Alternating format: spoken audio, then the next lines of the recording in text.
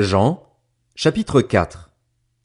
Le Seigneur apprit que les pharisiens avaient entendu dire qu'il faisait et baptisait plus de disciples que Jean. À vrai dire, Jésus ne baptisait pas lui-même, mais c'étaient ses disciples qui le faisaient. Alors il quitta la Judée et retourna en Galilée. Comme il devait traverser la Samarie, il arriva dans une ville de Samarie appelée Sichar, près du champ que Jacob avait donné à son fils Joseph. Là se trouvait le puits de Jacob. Jésus, fatigué du voyage, était assis au bord du puits. C'était environ midi. Une femme de Samarie vint puiser de l'eau. Jésus lui dit, « Donne-moi à boire. » En effet, ses disciples étaient allés à la ville pour acheter de quoi manger. La femme samaritaine lui dit, « Comment? Toi qui es juif, tu me demandes à boire, à moi qui suis une femme samaritaine? » Les Juifs, en effet, n'ont pas de relation avec les Samaritains. Jésus lui répondit, « Si tu savais quel est le cadeau de Dieu et qui est celui qui te dit, « Donne-moi à boire », tu lui aurais toi-même demandé à boire et il t'aurait donné de l'eau vive. »« Seigneur, » lui dit la femme, « tu n'as rien pour puiser et le puits est profond. D'où aurais-tu donc cette eau vive?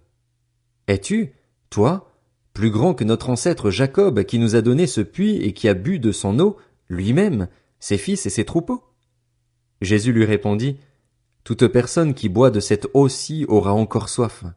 En revanche, celui qui boira de l'eau que je lui donnerai n'aura plus jamais soif.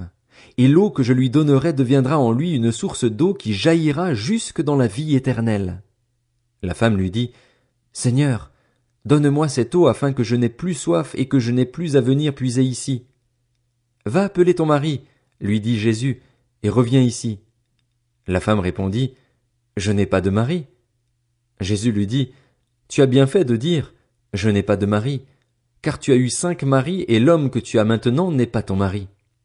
En cela tu as dit la vérité. »« Seigneur, lui dit la femme, je vois que tu es un prophète. Nos ancêtres ont adoré sur cette montagne et vous dites, vous, que l'endroit où il faut adorer est à Jérusalem.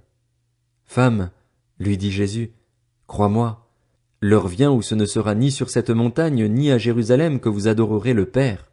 Vous adorez ce que vous ne connaissez pas. Nous adorons ce que nous connaissons, car le salut vient des Juifs.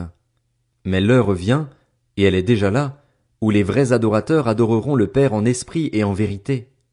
En effet, ce sont là les adorateurs que recherche le Père. Dieu est esprit, et il faut que ceux qui l'adorent en esprit et en vérité. La femme lui dit, « Je sais que le Messie doit venir, celui que l'on appelle Christ. Quand il sera venu, il nous annoncera tout. » Jésus lui dit, « Je le suis, moi qui te parle. » Là-dessus arrivèrent ses disciples, et ils étaient étonnés de ce qu'il parlait avec une femme. Toutefois, aucun ne dit, « Que lui demandes-tu » ou « Pourquoi parles-tu avec elle ?» Alors la femme laissa sa cruche, s'en alla dans la ville et dit aux habitants, « Venez voir un homme qui m'a dit tout ce que j'ai fait. Ne serait-il pas le Messie ?» Ils sortirent de la ville et vinrent vers lui. Pendant ce temps, les disciples le pressaient en disant, « Maître, mange !» Mais il leur dit, « J'ai à manger une nourriture que vous ne connaissez pas. » Les disciples se disaient donc les uns aux autres, « Quelqu'un lui aurait-il apporté à manger ?» Jésus leur dit, « Ma nourriture est de faire la volonté de celui qui m'a envoyé et d'accomplir son œuvre. Ne dites-vous pas qu'il y a encore 4 mois jusqu'à la moisson? Eh bien, je vous le dis, levez les yeux et regardez les champs. Ils sont déjà blancs pour la moisson. Celui qui moissonne reçoit un salaire et amasse du fruit pour la vie éternelle, afin que celui qui sème et celui qui moissonne se réjouissent ensemble. En effet, en cela cette parole est vraie. L'un sème et l'autre moissonne. Je vous ai envoyé récolter une moisson qui ne vous a pas demandé de travail.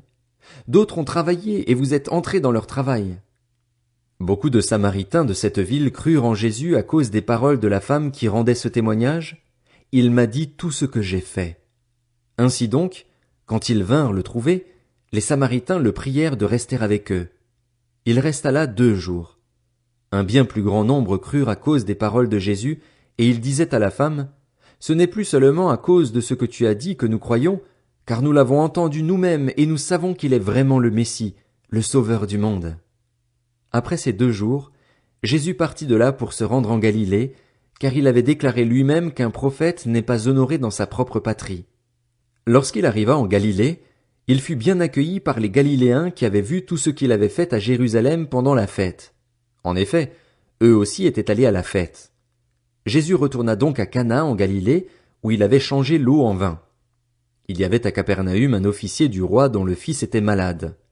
Quand il apprit que Jésus était venu de Judée en Galilée, il alla le trouver et le pria de descendre guérir son fils, car il était sur le point de mourir.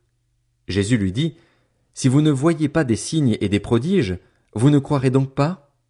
L'officier du roi lui dit, « Seigneur, descends avant que mon enfant ne meure. » « Vas-y, lui dit Jésus, ton fils vit. » Cet homme crut à la parole que Jésus lui avait dite et s'en alla. Il était déjà en train de redescendre lorsque ses serviteurs vinrent à sa rencontre et lui dirent, « Ton enfant vit !» Il leur demanda à quelle heure il était allé mieux et ils lui dirent, « C'est hier, à 1 heure de l'après-midi, que la fièvre l'a quitté. » Le père reconnut que c'était à cette heure-là que Jésus lui avait dit, « Ton fils vit. » Alors il crut, lui et toute sa famille. Jésus fit ce deuxième signe miraculeux après être revenu de Judée en Galilée.